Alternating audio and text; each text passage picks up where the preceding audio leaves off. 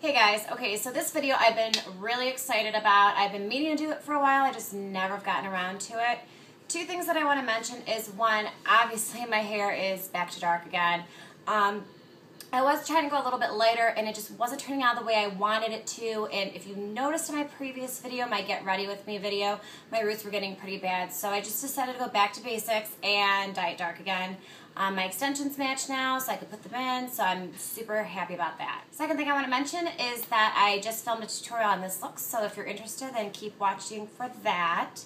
But let's just jump into this video. It is going to be my dupable products, the ones that I own, high-end versus, I guess, low-end or less expensive. So let's just get started. First two that I want to mention are the Too Faced Chocolate Soleil Bronzer and the M.A.C Sunny Bronzer. Now, both of these look almost identical in the pan, and one major difference with them is that they're both matte, which I love matte bronzers. They're like the only bronzers I use. So that is what they look like. Obviously, I've hit pan on this one. They're pretty much similar in comparison. Maybe there's a little bit more of an orangey or undertone to the M.A.C Sunny Bronzer, but this I think runs about $20 to $25, and this is $2.99. So you seriously, you can't even beat that with a stick. So what else can I say about it?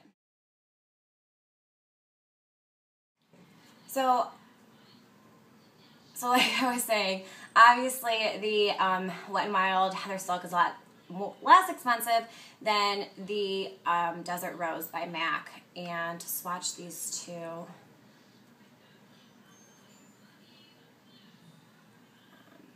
I don't know if you could see. They look a little bit more different than swatched than they do in the pan. This is the Desert Rose by M.A.C. and this is the Heather Silk by Wet and Wild. Again, I find myself grabbing for the Heather Silk a whole lot more than I do for the Desert Rose. But they are pretty comparable in price. The pigmentation's basically the same. M.A.C puts out very good blushes, but I do think that the Wet and Wild Heather Silk is a little bit more pigmented than the M.A.C blush. Sticking with M.A.C blushes, I have quite a few to compare. Okay, this is M.A.C's Pink Swoon, one of my favorite, if not my ultimate, all-time favorite blush. I love this. I wear this all the time on the apples of my cheeks, and I have it duped for E.L.F's Pink Passion. In the pan, they pretty much look identical. Again, M.A.C is the definitely more expensive, and E.L.F Pink Passion I think I got for like $3, sometimes $1, I don't know, I can't remember how much they were. I picked them up quite a while ago, so I'll just go ahead and swatch them for you.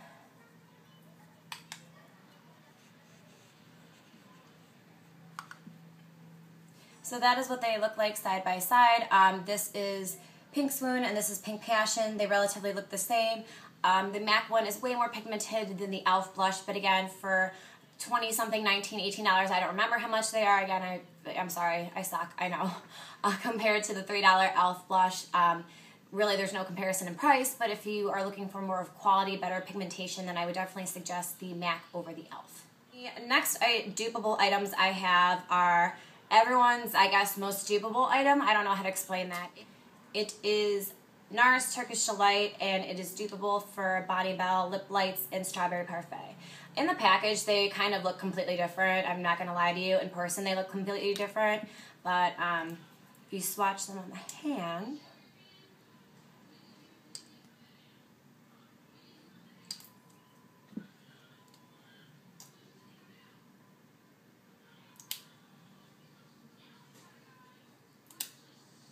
okay, on the hand, they relatively look the same, if you can even see. On the top, you have NARS Turkish Delight, and on the bottom, you have Body Bell, Lip Lights, and Strawberry Parfait. Total difference with this. For one, NARS lip glosses are, I think, upwards of $22 to $25, and Body Bell Lip Lights are, I think, $1.99 or $2.99. Totally different. I love Turkish Delight. I wear it all the time, but I'm not gonna lie, it absolutely tastes horrible. It smells horrible, and it lasts a little bit longer than the Body Bell does. Obviously, it's more of a high-end product. It should last a lot longer, but hands down, I think Body Bell actually wins. It smells better, it tastes better, it makes me want to like just eat my lips. It's just overall better, like, to put on, I guess you could say. Doesn't last as long. I find myself reapplying it a whole lot more than I do the NARS Turkish Delight. But again, for $1.99, $2.99, I mean, I will go out and purchase this over and over again. The bad side or the downside of this is that it's kind of hard to find. Generally, you find them at Walmart, I think is the only place I've ever found them, and they are generally 9 times out of 10 sold out. So when I do see a bunch of them, I just grab them up and pick them up when I'm there because I know that I'm going to be using them over and over again. Sticking with lips, I guess, another one of my absolute favorites is Snob by M.A.C. That is what it looks like, and I will swatch it for you. That is what that looks like, and basically the best dupe that I could find is actually Primrose by Revlon. And Primrose is right underneath it.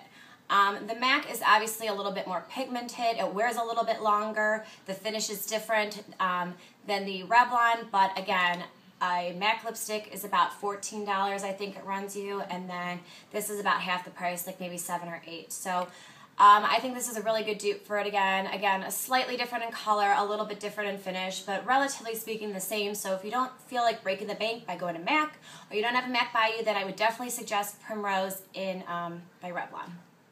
The next couple items I want to mention are NYX HD Concealer, and I have this comparable to the Kat Von D Concealer.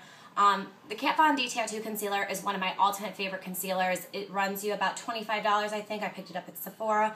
And this runs you about maybe $6 or $7. You know, they have a variety of shades, so I'm not really going to have, I'm not really going to compare the shades because, you know, obviously you would pick a shade based on what your complexion is or what you like. But the consistency and the coverage is generally speaking about the same.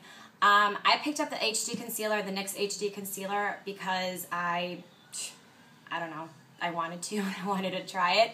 And when I used it for the first time, I thought it automatically off the bat, super comparable to the Kat Von D Tattoo Concealer. Oh my word, like it is pretty much identical. Like it's almost the same formula, at least in my eyes it is. It's way less expensive, and you know, on those kinds of days that I just don't feel like using more of my high-end stuff because I'm either just running out or running errands or what have you, I go for the NYX HD. So just want to throw that out there. A lot of people I don't feel are either that use the tattoo concealer or are leery of it because it says tattoo concealer on it. It's not just to conceal your tattoos. Like, it is such a great concealer, and I feel like it doesn't get like enough recognition. So if I had to choose between the two, I really can't. I love both of them equally. So I just wanted to throw that out there, that they are very dupeable. If you don't want to try the higher end, more expensive one, then by all means go for the NYX HD. Again, they're very comparable. I don't even know if I would repurchase the Tattoo Concealer, even though it's my favorite, just because it is so similar in comparison to the NYX HD Concealer. The next two items I want to mention are the Smashbox Photo Finish Primer. I only have a small version because, let's be honest, this thing is freaking expensive. Like, you will break the bank on this. And I have it compared to actually the Monistat Soothing Relief Powder Gel. These two are identical, if not, this is so much better. It has so much more of that silicone property that just kind of, you know, erases your lines and makes your music, makes your makeup just glide on. It is so much less expensive. I think this is like $7.99 or something at the drugstore. This was a little bit hard to come about for me. I don't know if it's just because they don't carry it a lot of places, or maybe people like know the secret, but honestly, I would never purchase full size of this just because this works so much better. So if you are in the market for a really good primer and you've been meaning to pick this up, or you've been wanting to try it, or you're not sure, or you don't even want to pay double the amount for the travel size as you do for this, then go ahead and pick this up. I know it's a little weird using it at first because it says Monistat. It's not anything medicated. It's not used to treat what most Monistat products are used to treat. So definitely worth giving it a shot. I love this. It's one of my favorite primers. I use it all the time, so I wanted to mention that. So that was my list of dupeable products. I hope you guys enjoyed. I would love to know if you guys have any dupes or, you know, really good dupes that you found. So leave me comments down below. Again, all the products that I mentioned will be down in the bottom bar. Thank you so much for watching, and I'll see you guys in my next video. Bye.